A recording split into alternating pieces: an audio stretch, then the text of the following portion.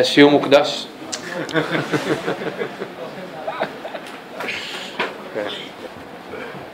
שיעור מוקדש לעילוי נשמת משה בן שריאל ודבורה, שעיה. בעזרת השם יהיו הדברים לעילוי נשמתו. אנחנו בפרשת ואתחנן. לפני כן אני כבר אומר לכל הנוכחים ששבוע הבא לא יתקיים שיעור. אני מודיע כבר עכשיו שאני לא אשכח. שבוע הבא אין שיעור. בעזרת השם עוד שבועיים נחזור לזה. מה? מוקלט, כן. בסדר. טוב, פרק ה'. אנחנו מתמקדים היום בעזרת השם בפרק ה', פרשת ואתחנן, פרק ה'. נשמרים פרק ה'. דיברנו שבוע שעבר על זה שספר דברים כמעט כולו הוא נאום של משה רבנו. מדובר על סדרת נאומים במשך 37 יום, 37 יום, שיש הרבה נאומים, אבל אפשר לחלק אותם לכמה חטיבות גדולות. בעיקר שתי חטיבות, זה חטיבה אחת הנאום ההיסטורי, שזה בפרשה הקודמת וקצת גם הפרשה שלנו, פרשת ואתחנן, פרקים א' עד ד', הנאום ההיסטורי. משה רבנו כאילו פורס בפניהם את ההיסטוריה, איך הגענו לכל זה, איך הגענו למקום שאנחנו נמצאים, בדגש על הטעויות של הדור הראשון, דור יוצא מצרים, מול ההצלחות של הדור השני שאיתם הוא מדבר, דור באי הארץ. זה א' עד ד', הנאום ההיסטורי. ופרק ה' מתחיל נאום המצוות. בעצם הנאום ההיסטורי הוא הקדמה לנאום המצוות. נאום המצוות הוא מפרק ה' עד פרק כ"ו, חלק מאוד גדול של הספר, שבו משה רבנו אומר להם מצווה אחרי מצווה אחרי מצווה אחרי מצווה, בדגש על ארץ ישראל, על מצוות שתקיימו בארץ ישראל, כדי שתזכו לרשת את הארץ ולשבת בה ישיבת קבע. יש שם את נחים, עוד מעט אני אתן דף. אוקיי, אז עכשיו אנחנו פרק ה', בעצם הפרק שאנחנו מתמקדים בו היום, זה הפרק שמתחיל את נאום המצוות.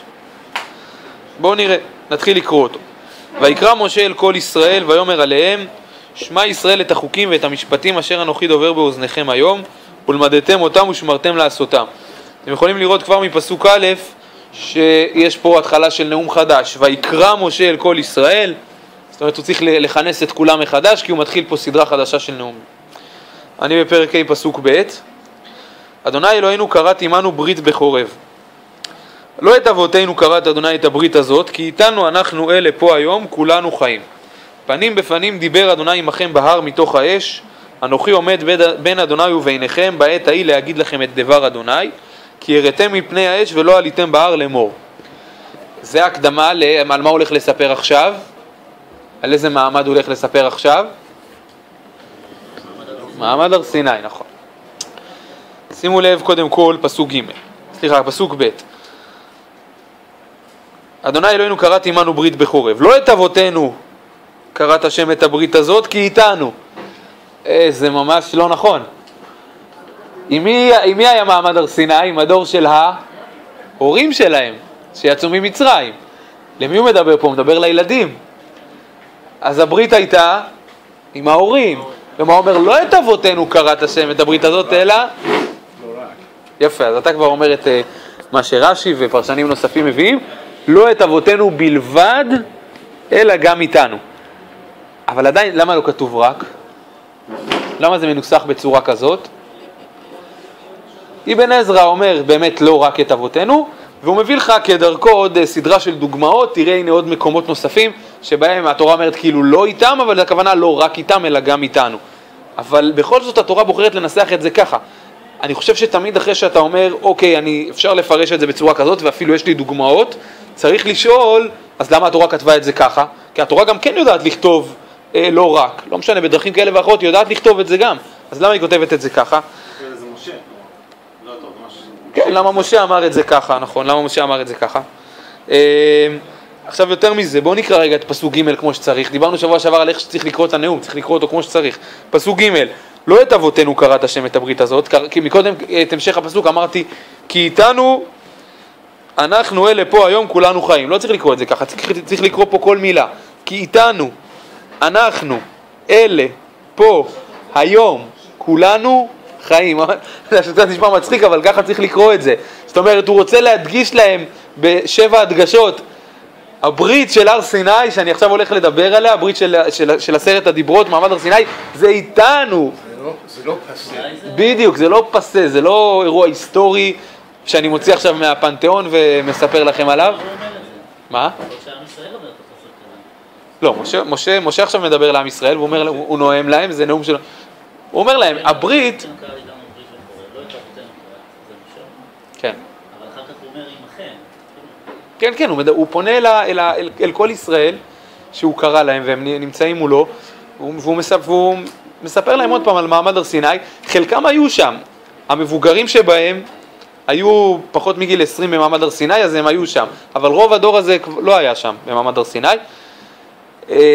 והוא מדגיש להם שזה איתם, ואני חושב שזאת גם הסיבה שהוא אומר לא את אבותינו, אלא עמנו נחייתה הברית הזאת, זאת אומרת לא עם הדור של האבות, אלא עם הדור שלכם. הוא אומר את זה בצורה שאתה יכול להבין ממנה שמשהו לא נכון, כאילו זה לא היה איתם אלא רק איתכם, כמובן שהפירוש זה לא איתם בלבד, אלא גם איתכם, אבל הוא מנסח את זה בצורה כזאת, שמשמע ממנה שהברית היא דווקא איתם, בדיוק כדי לומר את הנקודה הזאת, לומר שמעמד הר סיני הוא לא אירוע שנחרט עם אנשים מסוימים, עם דור מסוים, אלא הוא אירוע שנחרט עם הקולקטיב, שקוראים לו עם ישראל. כמו שאנחנו לא יכולים היום לבוא ולהגיד, תשמע, בן גוריון הקים את המדינה, זה לא, אנחנו לא הסכמנו, לא יודע, לכל מה שהסכימו שם ב-40, יש איזה קולקטיב כזה, שנקרא עם ישראל, לאום, לא משנה איך שתקראו לזה, ובכל דור אנשים אחרים מייצגים את הקולקטיב הזה. אז זה מה שהוא רוצה להגיד להם, הקולקטיב הזה, קראת את הברית, ואתם אלה שמייצגים אותו היום, אז הברית היא רלוונטית אליכם, לא אליהם, היא עכשיו מדברת איתכם. כן. זה נתפס טוב במילים האלה שאתה אומר שדווקא צריך כל אחד ואחד מהם לתת עליה דגש, שלא הייתה עבודנו של הברית הזאת, כי איתנו, אנחנו, אז עוד פעם לא אומר שלא הם, אבל תשמעו חבר'ה, זה אנחנו. כן, אני משוכנע שככה צריך לקרוא, זאת אומרת, ככה צריך לקרוא את הפסוק הזה, כמה שזה... הפסוק הבא קצת קשה מהפירוש הזה. שעוד שוב, סליחה? הפסוק הבא הוא טיפה קשה מהפירוש הזה. מה, פנים בפנים? לפי ההסבר הזה, מה? זה דיבר מהקולקטיב, לא עם פנים בפנים, לא ממש. לא, הוא דיבר רק עם כל אחד ואחד. מה? לא הבנתי. כאילו, זאת ממש לפסוק, זה לא שזה לא רק, הוא דיבר רק עם כל דור ודור. כלומר, כל דור מבחינתו דיבר רק איתו. מה שהדברים אני מנסה להגיד זה שגם אם משה רבנו היה עכשיו מדבר איתנו, הוא היה משתמש באותם מילים. הוא אומר, פנים בפנים דיבר השם עמכם. זה לא היה... בסדר, אבל הוא אומר, הברית הזאת היא ברית עם קולקטיב, היא לא ברית עם פלוני אלמוני. תרצה במינוח הפרשני, כל 600 ריבו נשמות של עם ישראל היו באותו מעמד. כמו שמשה אומר בברית הבאה, שנחרטת בסוף הספר בפרשת ניצבים, לא יודע אם זה אולי יש עוד ברית בהם, לא משנה, ברית של פרשת ניצבים, שהוא אומר להם, את אשר ישנו ואת אשר איננו פה עמנו היום. זאת אומרת, שם הוא מדגיש להם בצורה מאוד ברורה, שהברית היא גם עם מי שנמצא פה וגם עם מי שלא נמצא פה.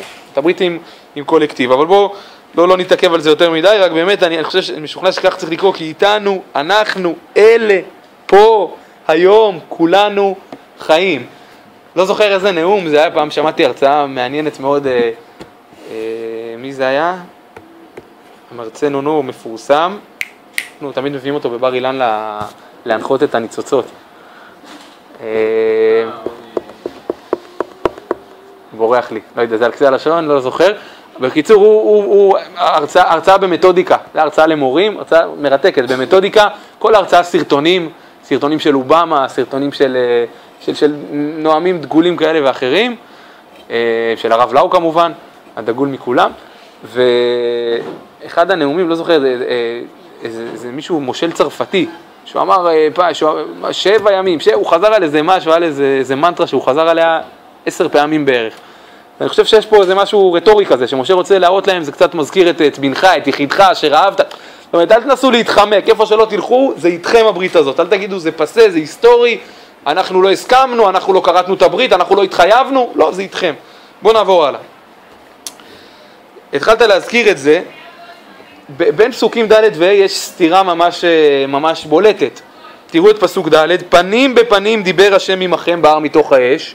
פנים בפנים זה דיבור לא אמצעי, זה דיבור ישיר. פסוק ה', אנוכי עומד בין השם וביניכם בעת ההיא. אז תחליט, זה היה פנים בפנים, ובזה בעזרת השם יעסוק עיקר השיעור. זה היה פנים בפנים, זה היה מעמד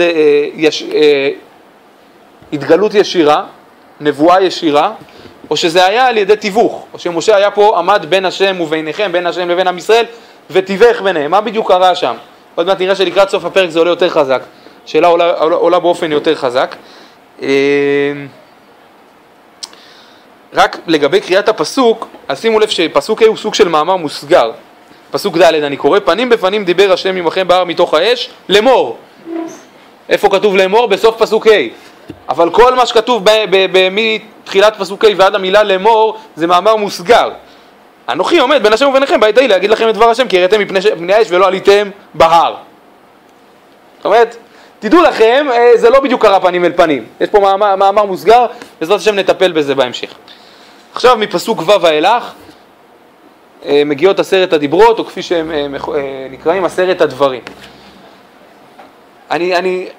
זה לא עיקר ההתמקדות, למרות שכמובן אפשר להתמקד רק ב10 הדיברות, ולהשוות אותם ל10 הדיברות בפרשת יתרו, שנאמרות, פה משה מספר להם על 10 הדיברות, כן? שייך להשוות אותם ל10 הדיברות שהקדוש ברוך הוא, על המעמד עצמו, כפי שמתואר בספר שמות.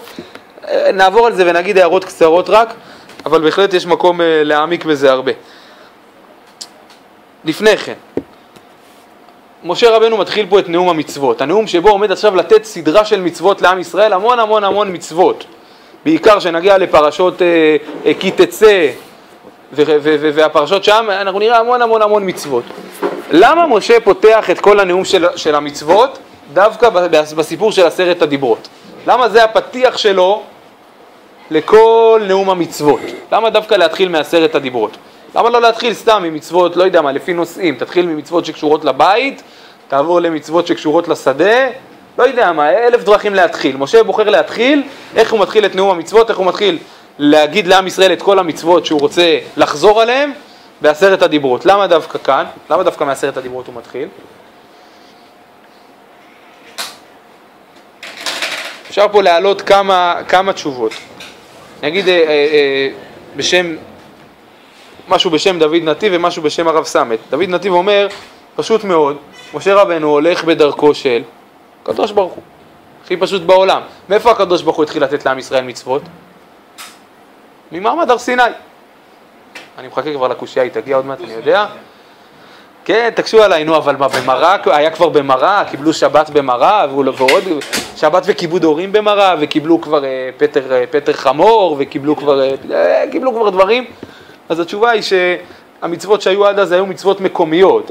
הם קיבלו מצוות בפסח כדי שיהיה להם זכות לצאת איתם ממצרים. ואת כל מצווה היה לה איזה תועלת נקודתית. תועלת כמובן נצחית, אבל גם תועלת נקודתית לתת אותה בנקודת הזמן שהיא ניתנה. ממעמד הר סיני, הקדוש ברוך הוא בצורה מסודרת, אפשר לומר, מתחיל לתת מצוות. אנחנו רואים את זה בצורה מאוד ברורה. אחרי מעמד הר סיני זה פרשה מגיעה. כולם זוכרים את מעמד הר סיני, שוכחים את הפרשה שאחרי זה. מה הפרשה שאחרי מעמד הר סיני? פרשת משפטים. כל הפרשה, משפטים, מצוות, המון מצוות. עוד רגע נדבר, יכול להיות שגם זה אמור להינתן בהר סיני, באותו מעמד. נגיע לזה. אבל הקדוש ברוך הוא התחיל לתת מצוות בצורה מסודרת מ10 הדיברות. זה הפתיח של כל המצוות. משה רבנו עכשיו הולך להזכיר לעם ישראל את כל המצוות שכדאי להם לשמור כשהם מגיעים לארץ. הוא מתחיל גם כן מ10 הדיברות. הולך בדרכיו של הקדוש ברוך הוא. אגב, דוד נתיב ממשיל שם, הוא אומר, מעמד הר סיני זה היכרות עם המנהל ועם מחנך הכיתה. כך הוא אומר. מעמד הר סיני היכרות עם המנהל, עם הקדוש ברוך הוא, שלום, הגעתם לבית ספר, בואו תלמדו. הקדוש ברוך הוא המנהל, משה רבנו מחנך הכיתה, בעבור ישמע העם בדברי עמך וגם בך יאמינו לעולם. תראו, הקדוש ברוך הוא מדבר עם משה, הוא ממנה אותו לתת לכם את התורה. מעניין אם ב1 בספטמבר התלמידים ישאלו אותי, רגע, אתה בטוח שהראש ישיבה מינה אותך ללמד אותנו? בואו עכשיו, בואו כולם, תתאספו, הנה עכשיו הוא יגיד לי, לך תלמד אותם, עכשיו תהיו רגועים. אז זה היכרות עם המנהל ועם מחנך הכיתה. הרב סמת מוסיף עוד דבר, שלמה להתחיל ממעמד הר סיני? בגלל הסיבה שאמרנו מקודם. מה היה במעמד הר סיני חוץ נתינת מצוות. מה היה שם? משהו מאוד מאוד חשוב שהיה שם. ברית. מצוין. היה שם ברית. מה זה ברית? ברית זה אומר שזה מחייב. ברית זה מחייב. בסדר? זה הסיבה שמתחת לחופה קוראים את הכתובה. שיבינו שזה ברית. זה לא רק פן, זה גם ברית. יש פה התחייבות. אז מעמד הר סיני זה ברית, זה התחייבות, משם מתחילים, מההתחייבות. לפני שיש התחייבות אין על מה לדבר. כשיש התחייבות אפשר להתחיל לדבר, להתחיל לצוות. אוקיי. מילה אחת על המבנה של 10 הדיברות. כולם מכירים את המבנה של בן אדם למקום ובן אדם לחברו. שמעתי מדוד נתיב מבנה נוסף. מכירים את השלישייה, מחשבה, דיבור, מעשה? מדברים על שלישייה כזאת, 3 הרבדים, אפשר לומר 3 רבדים בצורה שבה דברים יורדים מלמעלה למטה, אצל האדם. מחשבה, התחלת דברים הם באופן מופשט במחשבה, אחרי זה דיבור, אחר כך גם הם באים לידי ביטוי במעשה. אנוכי השם אלוקיך, ולא יהיה לך אלוקים אחרים על פניי, ומחשבה, זה דיברות שקשורות למחשבה, לתפיסה. לא תישא את שם השם אלוקיך לשווא, דיבור, כבד את אביך ואת אמך, שמירת שבת, והלווים שבאים אחר כך, מעשה. אחרי זה אנחנו מגיעים לסוף הלווים, סוף 10 הדיברות, אנחנו מגיעים עוד פעם לדיבור, לא תענה ברעך, עד שקר, כן, עדות, זה עוד פעם דיבור, ובסוף לא, מה הדיבר האחרון? לא תחמוד, לא תחמוד זה קשור עוד פעם למה? למחשבה. עוד פעם, זה להתאבות, זה משהו שהוא במחשבה. הלצה נחמדה מהרב מיכאל אברהם בשם חבר שלו. חבר שלו אמר שפעם אחת הוא ישב ליד מישהו, והוא ראה ספר שהוא נורא רוצה, אצל החבר, ספר שהוא נורא רצה לקרוא אותו, רצה שיהיה לו אותו. אז הוא אמר לרב מיכאל, אני מעדיף לעבור על לא תגנוב, ושהספר יהיה אצלי, מאשר לעבור על לא תחמוד ושהספר יישאר אצלו. צריך לדעת גם על איזה עבירות לעבור. אם אתה כבר עושה עבירה, תעשה בגדול, אל תהיה פראייר, תמיד לעשות בגדול. כמובן שזה לא נכון הלכתית, כי לא עוברים על לא תחמוד עד שהספר לא מגיע אליך. אבל לא משנה. טוב, נחזור לפסוקים, נעבור במהירות על 10 הדיברות. פסוק ו' אנוכי אדוני אלוהיך אשר הוצאתיך מארץ מצרים מבית עבדים. לא יהיה לך אלוהים אחרים על פניי. לא תעשה לך פסל כל תמונה אשר בשמיים ממעל, ואשר בארץ מתחת, ואשר במים מתחת לארץ. לא תשתחווה להם ולא תעובדם, כי אנוכי אדוני אלוהיך אל קנה, פוקד עוון אבות על בנים ועל שילשים ועל ריבעים לשונאי, ועושה חסד לאלפים לאוהבי ולשומרי מצוותיי. לא תישא את שם אדוני אלוהיך לשווא, כי לא ינקה אדוני את אשר יישא את שמו לשווא. שמור את יום השבת לקדשו, כאשר ציווך אדוני אלוהיך. 6 ימים תעבוד ועשית כל מלאכתך, ויום השביעי שבת לאדוני אלוהיך, לא תעשה כל מלאכה, אתה ובנך וביתך ועבדך ואמתך ושורך וחמורך וכל בהמתך וגרך אשר בשעריך, למען ינוח עבדך ואמתך כמוך. וזכרת כי עבד היית בארץ מצרים, ויוציאך אדוני אלוהיך משם ביד חזקה ובזרוע נטויה, על כן ציווך אדוני אלוהיך לעשות את יום השבת. עד כאן, באיזה דיבר היה השינוי הכי דרמטי? בשבת. מי שזוכר את הדיבר של השבת מספר שמות, שם הטעם הוא אחר לגמרי. שם מדובר על לשמור שבת, כי הקדוש ברוך הוא ברא את העולם ב6 ימים ונח ביום השביעי. פה בכלל הטעם הוא סוציאלי. בסדר? למען ינוח, שורך ואמתך כמוך. הטעם הוא אחר, הטעם הוא סוציאלי. אקולוגי. זה עומק משמעות חז"ל, זכור ושמור נאמרו בדיבור אחד. כלומר, לא כמו שאנו חושבים, שזה, מה חז"ל באים להגיד, שמה, בן אדם לא יכול להגיד 2 מילים ביחד, הקדוש ברוך הוא כן יכול. יפה. לא, באים להגיד משהו יותר מזה. גם זכור. כן, כי איך הכתוב פותח פה? פותח פה בשמור. אז גם זכור, שזה המילה שבה פתח הציווי על השבת, בספר שמות, שדיבר בכלל על שבת שהיא זכר לבריאת העולם, וגם שמור, כאן, שמדבר על שבת שהיא זכר ליציאת מצרים, וכל הטעם הסוציאלי, נאמרו בדיבור אחד. כלומר, שניהם מאותו מקור, שניהם מדברים על אותה שבת. בסדר? יש פה 2 רעיונות שמשלימים זה את זה ולא סותרים זה את זה. למה השינוי? אז כמובן גם פה אפשר להפליג הרבה ולדבר הרבה. משהו מעניין שקראתי בשם הרב יונתן גרוסמן, הוא אומר דבר כזה, הוא אומר, לא היה, א', משה לא המציא את הסיפור הסוציאלי, זה כבר כתוב בפרשת משפטים. בסדר, כתוב שמה, 6 ימים תעשה מעשיך וביום השביעי תשבות, למען ינוח שורך וחמורך וינפש בין אמתך והגר. אותו ביטוי, למען ינוח. זאת אומרת, הטעם הסוציאלי לא הומצא על ידי משה, הוא הומצא על ידי הקדוש ברוך הוא. משה מבליט דווקא אותו. למה משה מבליט דווקא אותו כאן? כי את הטעם הסוציאלי הזה, שאומר, תשמע, תיתן יום אחד שאל תעבוד בו, ותיתן למשק שלך, לעבד שלך, לאמה שלך, לשור שלך, לנוח, לא שייך לדבר על זה עם אנשים שהם עוד רחוקים מלהיות חקלאים. במעמד הר סיני המקורי, עוד אין להם, עוד לדבר איתם על חקלאות, הם עדיין תקועים במצרים, הם יצאו רק לפני 50 יום ממצרים, אתה יכול לדבר איתי שאני חקלאי, לתת יום חופש, זה רחוק. אבל כאן, כבר העיסוק סביב נחלות, ראינו את זה בסוף ספר במדבר, הוא מאוד חזק, הם כבר חיים את הנחלות, הם כבר חושבים בתור חקלאים, ועכשיו אפשר, שייך לדבר איתם על, הם יכולים להבין את החידוש, יכולים להבין את עומק העניין, שיש שבת, יש יום אחד שבו אתה לא עובד, אתה נותן מנוחה גם לעצמך וגם לשור ולעבד ולאמה. כמובן ששני הטעמים מרכיבים את השבת, משה בוחר להדגיש דווקא את זה אליבא דהרב יונתן גרוסמן, כי עכשיו הם יכולים להבין את זה יותר. הלאה, בואו נמשיך בדיברות.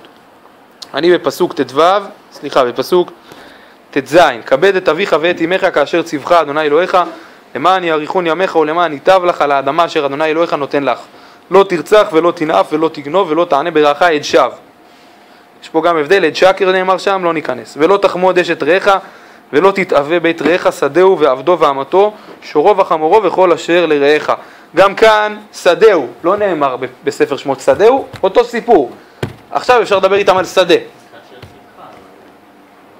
ביום השבת יש כאשר ציווך ושם לא היה כאשר ציווך, נכון, יש גם שווא ושקר, יש פה עוד כמה הבדלים שלא נכנסנו אליהם. בסדר? אמרתי רק את מה שנוח לי, שיש לי מה להגיד עליו. מה שאין לי מה להגיד עליו, התעלמתי באלגנטיות, לא נורא. הלאה. פסוק י"ט. את הדברים האלה דיבר אדוני אל כל קהלכם בהר מתוך האש, הענן והערפל, קול גדול ולא יסף, ויכתבם על 2 לוחות אבנים ויתנם אליי. ויהי כשומעכם את הכל מתוך החושך וההר בוער באש, ותקרבון אליי כל ראשי שבטכם וזקניכם. ותאמרו, הן הראנו אדוני אלוהינו את כבודו ואת גודלו ואת קולו שמענו מתוך האש. היום הזה ראינו כי ידבר אלוהים את האדם וחי. ועתה למה נמות כי תאכלנו האש הגדולה הזאת? אם יוספים אנחנו לשמוע את קול אדוני אלוהינו עוד ומתנו. כי מי כל בשר אשר שמע קול אלוהים חיים מדבר מתוך האש כמונו ויחי. קרב אתה ושמע את כל אשר יאמר אדוני אלוהינו, ואת תדבר אלינו את כל אשר ידבר אדוני אלוהינו אליך, ושמענו ועשינו. כלומר, מה הם אומרים? פחד מוות. תדבר אתה, ושמרנו ועשינו. לא לשכוח, ושמרנו ועשינו. אתה תגיד לנו זה מסביר את ההתחלה של ליבון? נגיע, זה רק מעמיק את הקושייה, זה רק חופר את הבורו קצת יותר עמוק, עוד שנייה נדבר על זה. עכשיו, חז"ל אומרים שמשה אמר, התשתם כוחי כנקבה, כן, מהמילה עד, דרשו את זה וכולי, משה לא אהב לשמוע את זה. איך אני יודע שמשה לא שמח? שהעם אומר לו, תדבר אתה, אנחנו לא רוצים מפגש ישיר עם הקדוש ברוך הוא. איך אני יודע שמשה לא שמח בזה? מזה שעכשיו הפסוקים, הקדוש ברוך הוא צריך להגיד לו, זה בסדר. אם הקדוש ברוך הוא צריך להגיד לו, זה בסדר, סימן שמשה חשב שזה לא בסדר. אז בואו נמשיך. פסוק כ"ה. וישמע אדוני את כל דבריכם מדברכם אליי. ויאמר אדוני אליי, שמעתי את כל דברי העם אשר דיברו אליך, היטיבו כל אשר דיברו. מי ייתן והיה לבבם זה להם ליראה אותי ולשמור את כל מצוותיי כל הימים למען ייטב להם ולבניהם לעולם. יש פה ביטוי מוזר, מי ייתן? מי אומר את הביטוי הזה? קדוש ברוך הוא, שאנחנו, כן, בוורטים לשבע ברכות, מי ייתן? מי ייתן? קדוש ברוך הוא, זאת השם, מי ייתן? קדוש ברוך הוא אומר פה בעצמו, מי ייתן? אתה תיתן, מה זה מי ייתן? אומר שהם היטיבו את כל אשר דיברו. נכון. לא, מי ייתן שכל הימים הם ימשיכו לי, אומר, זה שהם יראים ממני זה מצוין. מי ייתן שזה ימשיך? מי ייתן והיה לבבם זה ליראה. מי ייתן שזה ימשיך? אז יש פה בפרשנים כאלה שאומרים דיברה תורה כלשון בני אדם. כלומר זה ביטוי של קדוש ברוך הוא דיבר, כן, בוודאי. ויש פרשנים שאומרים, תשמע, בחירה חופשית. יש בחירה, הכל בידי שמיים, חוץ מיראת שמיים. קדוש ברוך הוא השאיר את זה לנו. הלאה, פסוק כ"ז, לך אמור להם, שובו לכם לא עליכם, ואתה פה עמוד עמדי ואדברה אליך את כל המצווה והחוקים והמשפטים אשר תלמדם, ועשו בארץ אשר אנוכי נותן להם לרשתה. ושמרתם לעשות, טוב זה כבר פסוקי הסיום, נשאיר אותם לסוף. הקדוש ברוך הוא אומר, תשמע מצוין, טוב שהם יראים ממני, הלוואי שזה ימשיך תמיד, ותגיד להם תחזרו לאוהליכם, הרי לפני מעמד הר סיני הם פרשו מהאנשים 3 ימים, נדבר פה לחזור לאוהל גם, אתם יכולים לחזור לנשותיכם, ואתה פה תישאר, אתה פה עמוד עמדי, כן, לשון נופל על לשון, אתה פה עמוד עמדי, אתה תישאר איתי, אני אצווה אותך את כל הדברים ואתה כבר תגיד להם. זה מצוין, שהם רוצים לא לשמוע ממני באופן ישיר, זה מצוין. אני מקבל את זה, תשחרר אותם, תשאר אתה, אני אלמד אותך, אתה תגיד להם. הדו-שיח הזה נראה קצת אחר זמנו, כי זה כבר נגמר. זאת אומרת, עם ישראל שמע את 10 הדיברות, נכון? קראנו כבר את 10 הדיברות, עברנו אותם, ועכשיו הם נזכרים לבוא, הזקנים והראשי השבטים, ולהגיד למשה, תשמע, זה נורא מפחיד, תדבר אתה, עזוב, זה מפחיד. אנחנו לא רוצים לשמוע את זה מהקדוש ברוך הוא. אבל כבר שמעתם, כבר נגמר 10 הדיברות. אבל אולי יודעים שיש את ההמשך. מפחדים מההמשך? כן. אוקיי. כמו שהיה שם משפטים, אז פה... כן. לא, הוא מדבר על שם, כן, הם עוד לא ידעו שיש משפטים, אתה אומר, הם מפחדים מכל ההמשך. כן, בהחלט, הרמב"ן אומר את מה שאתה אומר. כתוב כי ראינו כי דבר אותם פעם אחת. נכון. יש פה פחד. יש פה פחד, בוודאי שיש פה פחד, אבל אני אומר, קצת הצתה מאוחרת. כן, זה הצתה מאוחרת, אולי אנחנו לומדים בשבועות תורה כל הלילה, בגלל שהם הלכו לישון, אולי בלבל אותם שם. כי כבר 10 הדיברות נאמרו, ועכשיו הם פונים ואומרים, די, מספיק, זה מפחיד. בסדר, כבר סיימתי, כאילו, זה נגמר. אתם יכולים להיות רגועים. אז אתה מציע באמת דבר שמופיע ברמב"ן, גם האבן עזרא אני חושב משתמע ככה, שהם חשבו שהיה תכנון עכשיו לתת להם את כל התורה. הרי רוב התורה נאמרה בהר סיני, למשה רבנו. כל התורה בוודאי נאמרה לו, שהוא עלה 40 יום, וגם הוא נתן אותה שהם היו שם בהר סיני. אז הם פחדו שעכשיו המעמד הזה יימשך, ומעמד הר סיני לא יכלול רק את 10 הדיברות, אלא יכלול מה? את כל התורה. אז הם אמרו, תשמע, 10 הדיברות שמענו מהקדוש ברוך הוא, תודה רבה, היה מדהים, מעמד אדיר, הספיק לנו, זה נורא מפחיד, תמשיך אתה ותגיד לנו מה הוא אמר, מבטיחים לך, נשמור ונעשה את זה. זה אפשרות... לא, הפסוק נראה שהפחד הוא לא מהתוכן, אם זה כמות, אם זה איכות, לא משנה. הפחד הוא מעצם המעמד, כלומר, הפסוק באמת נשמע מוזר, כי מי כל בשר, אתם כל בשר, הנה, אמרתם, ביחד. אתה מדבר על משהו, סתירה יותר עמוקה בפסוקים, שהם אומרים, הנה, היום אנחנו יודעים שאפשר לשמוע את השם ולחיות, ואתה למה נמות? ראיתם שאפשר לחיות, אז מה אתם מפחדים? כנראה שהם פחדו בכל זאת. יכול להיות שזה מבטא, כאילו, מה היינו מצפים שנפתח בין את הדיברות ואז טוב את זה. יכול להיות שאם אתה משאיר את זה לסוף, אז בעצם אתה תופס את הדיברות כיחידה אחת. שכאילו היה לי התרחשות שהיא, כאילו, מה שנקרא ברקע, אבל בפועל לא השפיע על המעמד. אוקיי, אז אתה כבר הולך לכיוון נוסף שהכתובים פה, שהפסוקים שלו הם לא בהכרח לפי הסדר. שהדו-שיח הזה יתנהל לפני 10 הדיברות. כן, אבל יותר מזה. כאילו, זה דווקא ככה, כי זה אומר שזה שזה היה ברקע, זה לא השפיע על המעמד, על צורת התרחשות המעמד. הבנתי, זאת אומרת, אתה גם אומר שזה היה לפני, ואתה גם מסביר למה זה נכתב באופן שבו זה נכתב. בסדר גמור. שוב, אני מזכיר לכם את הסתירה בהתחלה, שראינו לפני, זה כבר היה לפני 10 הדיברות, משה אמר להם פנים בפנים דיבר השם עמכם, זאת אומרת המעמד הזה היה פנים בפנים, ורגע אחרי זה בפסוק ה' הוא אמר, אנוכי עומד בין השם וביניכם. אגב, יש וורט... אתה עושה העתק הדבק לקטע, בין הפסוקים האלה, ואתה לא מסתדר, לא? עוד רגע, עוד שנייה אחת, צריך פה טיפה יותר מהעתק הדבק, אבל אנוכי עומד בין השם וביניכם, סתם וורט יפה, וורט חסידי יפה, אנוכי עומד בין השם וביניכם. זאת אומרת בחסידות, מה שמפריד בין השם ולבינך זה האנוכי. בן אדם יש לו תפיסה אנוכית, תפיסה של... שהוא ההפך מהתבטלות, כאילו חשיבות עצמית כזאת זה מה שמבדיל בין השם ובינך. בסדר, זה תמיד טוב לזכור וורטים. כמו שהיה פעם דינר באלון בישיבת הר ציון, והרב ליכטנשטיין נתן שיחה ארוכה, שהפאנץ' ליין היה בוורטים לא קונים תורה. אז זה שאתה לומד וורטים, זה לא קניין תורה, אתה רוצה באמת לגדול בתורה, זה לא בוורטים. אז הוא סיים, קם הרב עמיטל ואמר, נכון שבוורטים לא קונים תורה, אבל בוורטים מוכרים תורה. אז תמיד זה טוב לדעת וורטים, זה תמיד עוזר. טוב, הלאה. קיצור, אנחנו צריכים להבין מה קרה במעמד הר סיני, או כמו שכתבתי בדף הזה, שלא גיליתי לכם עליו עד עכשיו, כדי שלא תקומו ותלכו. מה שמע עמד העם במעמד הר סיני? אל תדאגו, זה נראה מפחיד, אבל אנחנו לא נקרא פה יותר מדי. מה שמע העם במעמד הר סיני?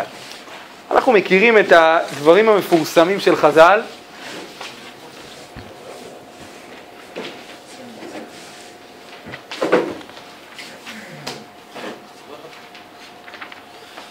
אנחנו מכירים את הדברים המפורסמים של חז"ל. תורה ציווה לנו משה, תורה בגימטריה כמה? בשעה הזאת לעשות גימטריה, נפלת עלינו. כמה זה תורה? 611. נו, אז כמה חסר לנו להגיע לתרי"ג? 2. איפה השתיים? אנוכי ולא יהיה לך, שתי הדיברות הראשונות, אנוכי ולא יהיה לך מפי הגבורה שמענום. הנה אנחנו מגיעים ל-613, כלומר את שתי הדיברות הראשונות שמעו עם ישראל מפי הקדוש ברוך הוא, פנים בפנים, פסוק ד', אנוכי עומד בין השם וביניכם. את שאר הדיברות שמעו על ידי משה ולא על ידי הקדוש ברוך הוא. הרמב"ן מביא את זה, וזה מבוסס גם בפסוקים, בלשון הפסוקים עצמם, לא רק בממרה. זאת אומרת, חז"ל, זה יושב על משהו חזק בפסוקים. על מה זה יושב? הוא לא יסף, הוא לא המשיך להגיד את ה... לא יסף, אבל כבר בדיברות עצמם. בואו נשים לב, אנוכי השם אלוקיך, הקדוש ברוך הוא מדבר בגוף ראשון. בסדר? מהבגרות בלשון את זה עוד זוכרים, אז זה גוף ראשון, גוף שני, גוף זה, ויחיד ורבים בערך, זהו. אז אנוכי זה בגוף ראשון, אנוכי השם אלוקיך. לא יהיה לך אלוקים אחרים על פניי, בגוף ראשון. דיבר השלישי, לא תישא את שם אלוקיך, זה כבר לא גוף ראשון אלא גוף שלישי. זאת אומרת, מי אומר את זה? לא הקדוש ברוך הוא אלא משה. על זה מבוסס. הרמב"ן מביא את זה על זה. זאת אומרת, שני הדיברות הנה, אתה רואה מהניסוח של התורה, הממרה של חז"ל זה לא סתם כדי שיצא יפה בגימטריה, זה מבוסס בפסוקים. אגב, נעזרתי הרבה בשיעור של הרב וינר, מישיבת מעלות, מי שיכנס לאתר יכול לשמוע את השיעור, יכול לשמוע את המקור ולהתבאס שהוא בא לפה, שתדעו. אז אנוכי ולא יהיה לך, זה מפי הגבורה, זה בגוף ראשון. לא תישא את שם וכולי, זה נאמר על ידי משה רבנו. ככה אומר הרמב"ן, ובאמת הדו-שיח הזה כנראה יתנהל אחרי שתי הדיברות הראשונות. זאת אומרת, אחרי שתי הדיברות הראשונות, העם אמר, די, שמענו שני דיברות, זה ספיק לנו, זה גדול עלינו, זה מפחיד מדי. אומר משה, אומר הקדוש ברוך הוא מצוין, מעכשיו אני אגיד את הכל דרכך. הרמב"ן מוסיף קצת משהו, והוא אומר, זה לא בדיוק ככה, את כל הדיברות הם שמעו מהקדוש ברוך הוא, אלא את השתיים הראשונות הם גם הבינו, כמו משה, ואז לפני שהקדוש ברוך הוא כביכול אמר את זה, או אמר את זה באופן שהם גם יבינו את האחרות, הם פנו למשה, אמרו לו מספיק, ואז את הדיברות האחרות משה הסביר להם. אבל את הכל, אומר הרמב"ן, הם שמעו בהתחלה, ואת השתיים הראשונות הם גם הבינו.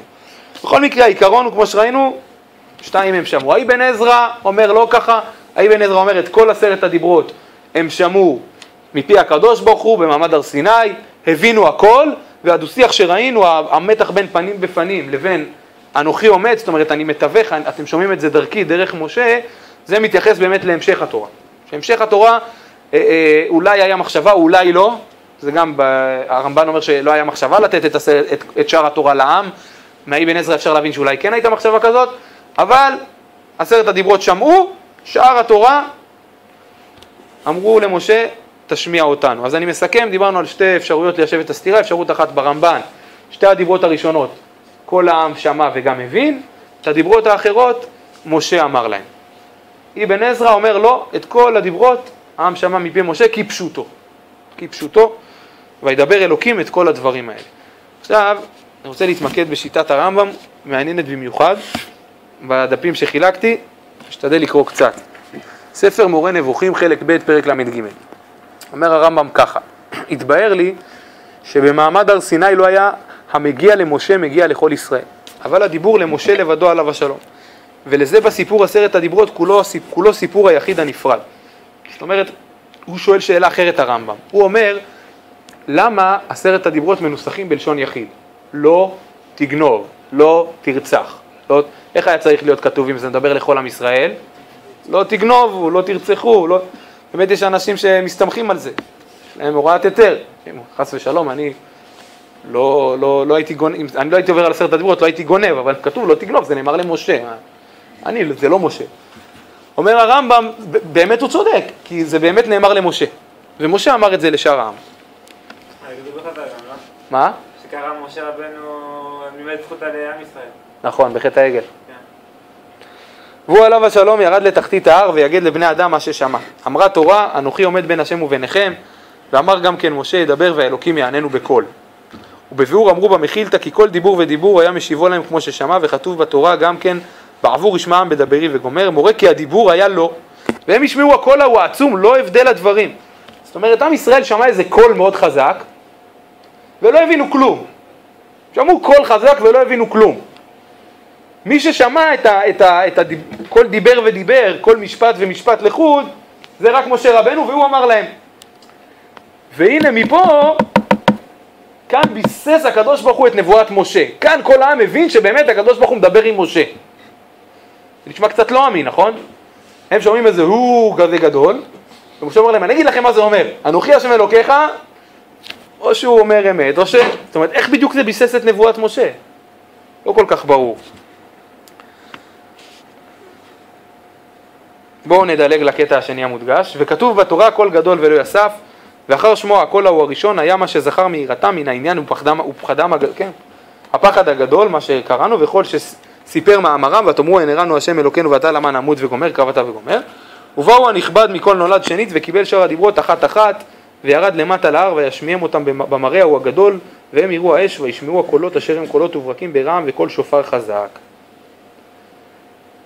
וכולי. זאת אומרת, אומר הרמב"ם, אני מקצר, אומר הרמב"ם, היה דיבור של הקדוש ברוך הוא, שאמר את כל 10 הדיברות. קול חזק, ואת זה כל העם שמע. כולם שמעו. אבל לא הבינו שום דבר. הוא מביא אחרי זה אפשרות שאולי את 2 הדיברות הראשונות הם כן הבינו. בסדר, כמו שראינו, אולי את 2 הדיברות הראשונות הם כן הבינו. האפשרות הראשונה שהוא מביא, שהם לא הבינו כלום. הם לא הבינו כלום. משה רבנו, הם לא הבינו כלום. ואז, אחרי שהם שמעו את הקול החזק הזה, שהם לא הבינו ממנו כלום, הם אמרו למשה, אנחנו רוצים לשמוע את זה דרכך, אנחנו לא רוצים לשמוע מהקדוש ברוך הוא, כי זה מפחיד מדי, אנחנו רוצים לשמוע את זה דרכך. עכשיו הקדוש ברוך הוא אמר, עכשיו בעצם משה רבנו במעמד גדול, אמר לעם ישראל את 10 הדיברות. משה ידבר והאלוקים יעננו בקול. זאת אומרת, את 10 הדיברות, בצורה שבה הם הבינו אותם, הם שמעו על ידי משה. בהתחלה הם שמעו רק קול גדול שנאמרו ב10 הדיברות על ידי הקדוש ברוך הוא, אבל הם לא הבינו מזה כלום, קול גדול ולא יסף, לא היה פעם שנייה. הם ביקשו ממשה, תדבר אתה, ואז משה בעצם אמר את זה, הוא גם אומר שזה היה בסוג של מעמד עם קולות וברקים, הוא אמר את זה באופן שהם יוכלו להבין. זו שיטת הרמב"ם. בואו נראה את הדברים שלו בהלכות יסודי התורה. נראה קושייה מאוד מאוד חזקה. משה רבנו לא האמינו בו כל ישראל מפני האותות שעשה. שהמאמין על פי האותות יש בליבו דופי, שאפשר שיעשה האות בלט וכישוף, אלא כל האותות שעשה משה במדבר לפי הצורך עשה. לא להביא ראיה לנבואה היה צריך להשקיע את המצרים, קרא את הים וצילם בתוכו, היה צריך להשקיע את המצרים, קרא את הים וצילם בתוכו. צרכנו למזון, הוריד לנו את המן. צמו, בקע להן את האבן. כפרו בעדת קורח, בלע אותן הארץ. וכן כל שאר האותות. ובמה האמינו בו? במעמד הר סיני, שעינינו ראו ולא זר, ואוזנינו שמעו ולא אחר, האש והקולות והלפידים, והוא ניגש אל הערפל, והכל מדבר אליו, ואנו שומעים, משה, משה, לך אמור להן כך וכך. וכן הוא אומר, פנים בפנים דיבר השם עמכם. זאת אומרת, פה הרמב"ם מצייר תמונה שונה לחלוטין. פה הרמב"ם אומר, אתה יודע איך מעמד הר סיני היה? כל העם עומדים למרגלות הר סיני, ועכשיו הם שומעים את הקדוש ברוך הוא אומר למשה, לך תגיד להם כך וכך. מה זה כך וכך? אנוכי השם אלוקיך. לא יהיה לך אלוקים אחרים על פניי. כל העם עומד למטה ושומע שהקדוש ברוך הוא מדבר עם מי? עם משה. אז הוא מבין שמשה הוא באמת שליח של הקדוש ברוך הוא באמת נביא, לא בגלל כל האותות שהוא קרא את הים וכל זה. תמיד אתה יכול לחשוב שהוא עשה את זה בטריקים. אלא מה גרם להם להאמין שבאמת משה הוא נביא הקדוש ברוך הוא? הם שומעים משה רבנו לך תגיד להם אנוכי השם אלוקיך. משה רבנו לך תגיד להם לא יהיה לך אלוקים אחרים על פניי. משה רבנו לך תגיד להם לא תרצח ולא תנאף. וככה הם ידעו שמשה רבנו הוא נביא הקדוש ברוך הוא. עכשיו שתי קושיות. קושייה אחת, זה לא מסתדר עם מה שהוא כתב במורה נבוכים, כי שם הוא כתב שהם שמעו איזה קול לא ברור, ואז הם שמעו רק ממשה. פה הוא אומר, הם הבינו מצוין. הם שמעו שהקדוש ברוך הוא אומר למשה, לך תגיד להם אנוכי השם אלוקיך. והקושייה הגדולה יותר, זה, מה זה, בדיחה? הם שמעו שהקדוש ברוך הוא אמר לו אנוכי השם אלוקיך. משה יורד למטה, אתם שומעים? אנוכי השם אלוקיך. משה, שמענו. אוקיי, בסדר. הם שמעו שהקדוש ברוך הוא אמר לו, כבד את אביך, תגיד להם, כבד את אביך ואת אמך. שיורד למטה, תקשיבו, הקדוש ברוך הוא אמר, כבד את אביך ואת אמך. גם את זה שמענו. זאת אומרת, זה קשה בשתיים. א', לפי התיאור הזה הם הבינו הכל, הם הבינו מה שהקדוש ברוך הוא אמר. ב', מה זה המשחק? מה זה הדבר הזה שמשה רבנו יורד ואומר להם? מי שנותן את הפתרון באמת למבוכה הזאת זה הרב הוטנר, הרב יצחק הוטנר, יש לו הברקה בעניין הזה. הוא מביא גרסה מספר העיקרים, שספר העיקרים גורס כאן, תראו, אני איפה שכתוב כך וכך. איפה הוא? בשני. הנה, שורה, במקור השני, כן, שורה שישית מלמעלה, בתחילת השורה. לך אמור להם כך וכך. שאיך הסברנו, לך אמור להם כך וכך, הכוונה את כל הדיברות. תגיד להם אנוכי השם, תגיד להם לא יהיה לך, תגיד להם כל דיבר ודיבר. כך וכך, כל דיבר ודיבר. הוא מביא מספר העיקרים שכתוב, לך אמור להם, שובו לכם לאוהליכם. אמור להם, שובו לכם לאוהליכם, ואתה פה עמוד עמדי. עוד שנייה נסביר מה המשמעות. אומר הרבי יצחק הוטנר, טענה שהיא בעינתו השערה קרובה לוודאי, נפלה פה טעות סופר. לסופר שהעתיק את הרמב"ם היה כתוב, לך אמור להם וכולי וכולי. ומבכולי וכולי הוא עשה כך וכך, אבל בעצם מה שהרמב"ם מתכוון במקור, זה את המשך הפסוק שמופיע אצלנו בסוף פרק ה', שובו לכם לאוהליכם, ואתה פה עמוד עמדי. כלומר, מה שהרמב"ם מתאר פה זה בדיוק מה שהוא כתב במורה נבוכים. שמה?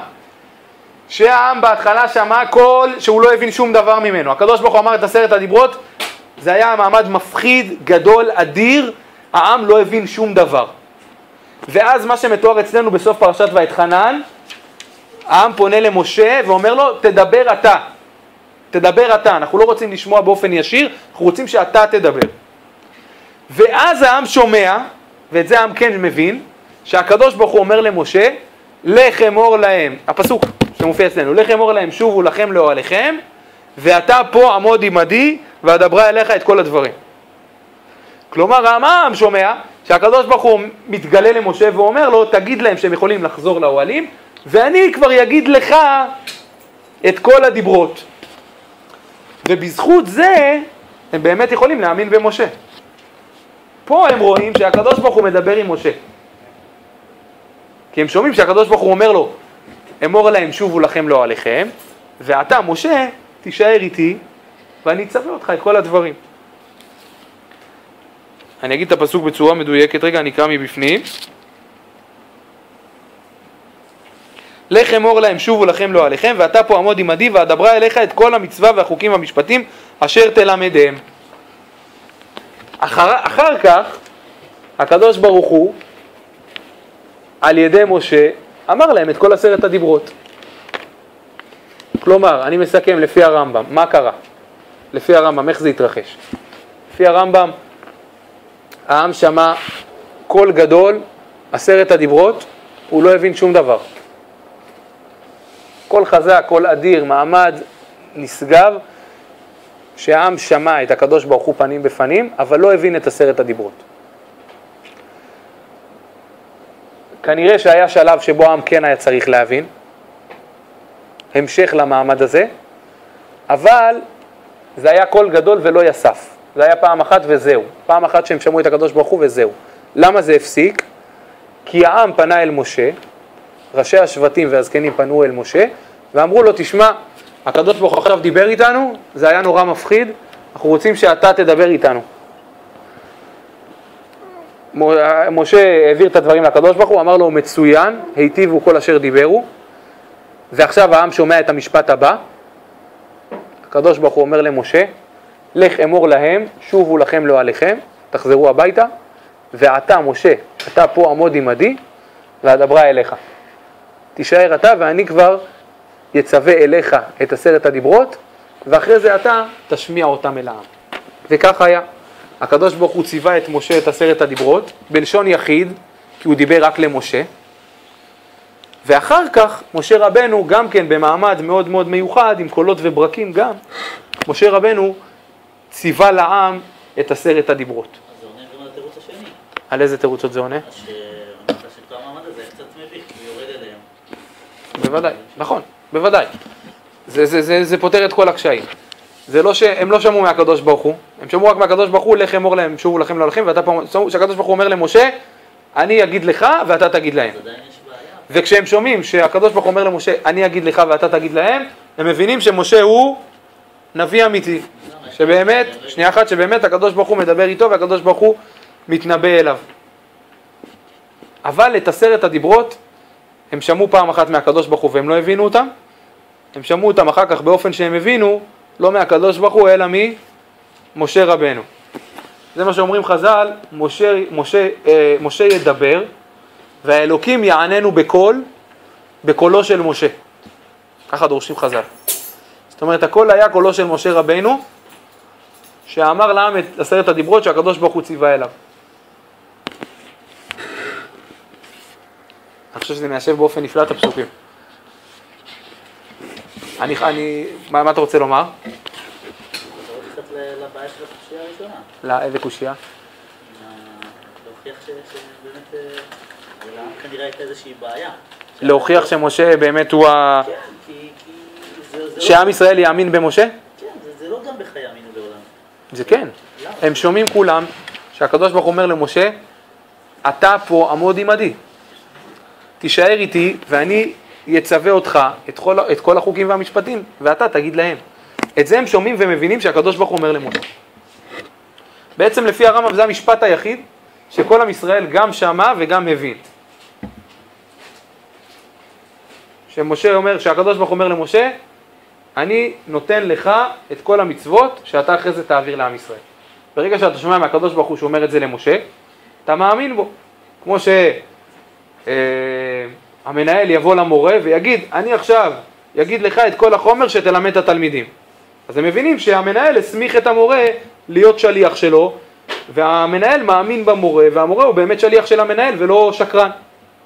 שהמורה אומר להם, אני אומר לכם דברים בשם המנהל, הם מאמינים כי הם שמעו שהמנהל בפניהם אמר, אני מסמיך את המורה ואני אגיד לך את כל מה שאתה הולך אחרי זה ללמד אותם. את זה הם שמעו. אבל בהתחלה היה קול גדול, 10 הדיברות שהם שמעו מהקדוש ברוך הוא פעם אחת ולא הבינו אותם, הם ביקשו שזה יהיה דרך משה, הם שמעו שהקדוש ברוך הוא מסמיך את משה, אומר למשה באמת, אני אגיד לך את הכל ואתה תעביר אליהם, ואז משה רבנו במעמד מיוחד אמר לעם ישראל את 10 הדיברות, וכשמשה אמר את זה, אז הם כן הבינו. בסדר, זו שיטת הרמב"ם, אני מסכם. הם לא טוענים שהם לא מבינים, זה לא כתוב בפסוקים שהם לא הבינו. הם כתוב שהם מפחדים. יכול להיות, אני לא יודע, הרמב"ם אומר את זה כמו של הרמב"ם. יכול להיות שכאילו הם מבחינתם, כאילו, יש שם מקום בעמדה של בושה, בעצם לא אמרו, הבנו, הבעיה לא עם ההבנה, הם הבינו שהם צריכים להבין. הם אמרו זה מפחיד אותנו. כן, לא רוצים... כאילו הפסוקים לא מדברים על זה אם הם הבינו או לא הבינו. זה מעניין שהם לא רוצים, הם לא, כאילו, יכול לבוא ממקום מאוד מאוד פרקטי, תקשיב, לא מבינים. כן. לא מבינים, ודווקא הם לא, כנראה שהם הבינו ש... כאילו, אמרו, לקחו את האשמה לעצמם, אנחנו לא מבינים. כן. צריך להבין פה. כן, כן. קודם כל גם הרמב"ן אומר את זה, שהיה בהתחלה את כל 10 הדיברות שהם לא הבינו, ואחרי זה את 2 הדיברות הראשונות, גם רש"י מביא את זה. ואחרי זה את 2 הדיברות הראשונות הם כן הבינו, וגם הרמב"ם הולך לכיוון כזה. אבל אני אגיד לך עוד משפט, אני חושב שגם מה שהפריע לרמב"ם, זה שמה, באמת כל עם ישראל עכשיו יכול להיות במדרגה כזאת של להבין את מה שהקדוש ברוך הוא אומר בנבואה, כל עם ישראל. המסכינים אמרו, אנחנו באמת הבנו, אבל הם לא הבינו, אז תגיד שוב. כן, זה יש פה כאילו, אני מרגיש שזה מה שמפריע לו מתחת לפני השטח. הבעיה, כן, זה... כן. סיכומו של עניין, דיברנו בעיקר על איך, מה עם ישראל שמע במעמד הר סיני. ראינו אפשרות אחת, שאת שתי הדיברות הראשונות הם שמעו והבינו, את שאר הדיברות הם שמעו ולא הבינו, אז הם פנו למשה, תגיד לנו אתה, והוא אמר להם את המשך הדיברות. אפשרות שנייה, אולי זה צריך להגיד אפשרות הראשונה, של אבן עזרא, שאת הכל הם שמעו והבינו מהקדוש ברוך הוא, כמו שלימדה אותנו הגננת, את הכל הקדוש ברוך הוא אמר והם שמעו והבינו. ואפשרות שלישית, דברי הרמב"ם, שבהתחלה הם שמעו משהו לא ברור, אחרי זה הקדוש ברוך הוא אמר למשה בפניהם, ואת זה כולם הבינו, תגיד להם לחזור לאוהלים, ואתה פה תישאר, אתה פה עמוד עמדי, ואני כבר יצווה אותך ואתה כבר תעביר את זה אליהם. ואחר כך היה משה רבנו לימד אותם את כל 10 הדיברות באופן שהם כן הבינו, כמו שאמרו חז"ל, משה ידבר והאלוקים יעננו בקול. שבת שלום.